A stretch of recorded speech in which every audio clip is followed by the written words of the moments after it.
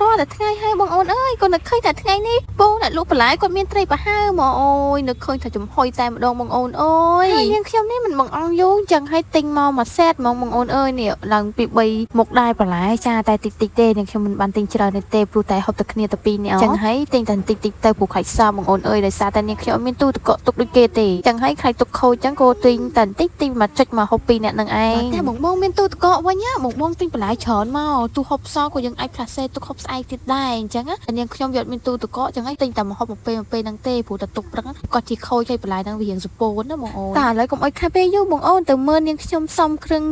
ត្រីចំហុយទាំងអស់គ្នានេះបងអូនអើយគ្រឿងកាត់ជាតិឆ្អាបមានដូចជាខ្ទឹមសខ្ទឹមក្រហមហើយនឹងខ្ញីបន្តិចដែរហើយគោខ្ទឹមម្ទេសនឹងឯងចាដាក់តែប៉ុណ្្នឹងបងអូនអើយនិយាយថាឈ្ងុយពេញផ្ទះតែម្ដងចាហើយត្រីប្រហើមនឹងដែរបងអូនមិនសូវប្រៃប្រហែលទេចាខ្ញុំអត់ត្រាំទឹកអីទេគ្រាន់តែយកមកលាងទឹកតែ2ទឹកឲ្យស្អាតហ្នឹងគឺយកមករៀបចំហុយតែម្ដងដោយសារតែវាមានសូវជាតិប្រៃខ្លាំងចឹងហើយនាងខ្ញុំខ្លាចដល់ពេលត្រាំទឹកទៅវាសាវាបាត់រសជាតិប្រៃអស់អញ្ចឹងហើយនាងខ្ញុំលាងតែ2ទឹកមកកាច់ដាក់ចំហុយចឹងទៅមកហើយបន្ថែមគ្រឿង2មុខផងដែរចាគឺប៊ីចេងហើយនឹងស្ករបន្តិចផងដែរចាបន្ទាប់ពីរៀបគ្រឿងក្រូចហើយអស់ហើយក៏នាងខ្ញុំយកមកចំហុយនៅក្នុងឆ្នាំងចាគឺឆ្នាំងនឹងដែរឆ្នាំងស្លនាងខ្ញុំស្លរាល់ថ្ងៃនឹងឯងបងអូនដាក់ទឹកកន្លះឆ្នាំងមកកុំអោយកន្លះពេកបងអូនដាក់មកក្រោមចានបានហើយកុំដាក់ស្មើចានខាច់ទឹកហ្នឹងចូលចានផ្អកយើងអញ្ចឹងអូយអត់ជាស្រ័យបងអូនត្រីប្រហើមយើងហ្នឹង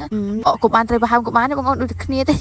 គាត់តែមួយស្អុយមួយឈ្ងុយអញ្ចឹងហើយនាងខ្ញុំមិនមានឆ្នាំងចំហុយអីទេបងអូនអើយបាច់អាម៉ែចែកឲ្យហ្នឹងគឺឆ្នាំងដាក់ទឹកហ្នឹងចំហុយតែម្ដងចាបងអូនមានឆ្នាំងចំហុយដាក់ឆ្នាំងចំហុយទៅស្រួលជាងកុំឲ្យមានទឹកអីចូលអញ្ចឹងហើយត្រីប្រហើមយើងស្ងោរទុកមួយឡែកសិនទៅមកមើលបន្លែយើងវិញបងអូនលាងទឹកបន្លែហ្នឹងឲ្យស្អាតមករៀបដាក់កញ្ឆេងអីរៀបចំឲ្យស្អាតបាទទុកជាមួយឲ្យហើយទៅផ្អកត្រីប្រហើមយើងឆ្អិនផ្អកត្រីប្រហើមទៀតបងអូនអើយជាស្រ័យបង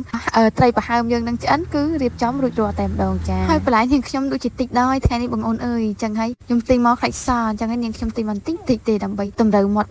មនុស្ស2នាក់អញ្ចឹងហើយណាមួយពូអ្នកលក់បន្លែហ្នឹងគាត់មិនសូវមានបន្លែចុចអីច្រើនផងបងអូនអើយអញ្ចឹងហើយមានប្រមាណខ្ញុំទិញតែប៉ុណ្ណឹងព្រោះបើខ្ជិលទៅផ្សារអញ្ចឹងបើទៅផ្សារបន្លែអីក៏មានដែរចង់ចុចអីក៏មានដែរអញ្ចឹងប៉ុន្តែនាងខ្ញុំខ្ជិលទៅអញ្ចឹងទិញតែប្រមាណមកចុចទៅហើយតែរួចមកពេលទៅឲ្យអីអញ្ចឹងមិនថាបងអូនអើយអារឿងម្ហូបហ្នឹងនាងខ្ញុំនឹងធុញហើយមួយថ្ងៃប៉ុន្តែទោះធុញយ៉ាងណាក៏ត្រូវរកម្ហូបមុខម្ហូបត្រូវតែធ្វើហូបបាយដែរមិនអាចថាឲ្យអត់បានទេតែមិនធ្វើហ្នឹងគឺអ្នកផ្ទះហ្នឹងគឺច្បាស់ជាអត់បានអីហូបហ្មងដោយសារតែយើងជាអ្នកធ្វើម្ហូបអញ្ចឹងហើយតែអត់ធ្វើមានពេលណាគេធ្វើហូបមានតែអត់នឹងហើយយើងមិនមែននៅខ្លួនមួយដូចពីមុនទេចាគឺយើងមានគ្រួសារហើយទោះយើងខ្ជិលទោះយើងធន់យ៉ាងណាក៏យើងត្រូវតែឆ្លៀតរកមុខម្ហូបធ្វើឲ្យគ្រួសារហូបដែរអញ្ចឹងទោះយើងមិនចង់ក៏ដោយទោះយើងខ្ជិលក៏ដោយបងអូនអើយអញ្ចឹងជីវិតជាមេគ្រួសារចាំមិនថាតបងជាស្ត្រីមានផ្ទះដូចជាខ្ញុំជាដើមមិនយល់អារម្មណ៍មួយហ្នឹងមែនអត់បងឥឡូវចូលមកម្ហូបយើងវិញបងអូនអើយជាស្ត្រីមានផ្ទះនិយាយប៉ុណ្ណឹងបានហើយចានេះម្ហូបយើងឆ្អិនហើយនេះបងអូនអើយត្រូវក៏ឆ្អិនដែរឡើងទន់ល្មើយហ្មងហើយឡើងទំនើងចាឡើងឈ្ងុយពេញតែហ្មងបងអូនអើយនេះ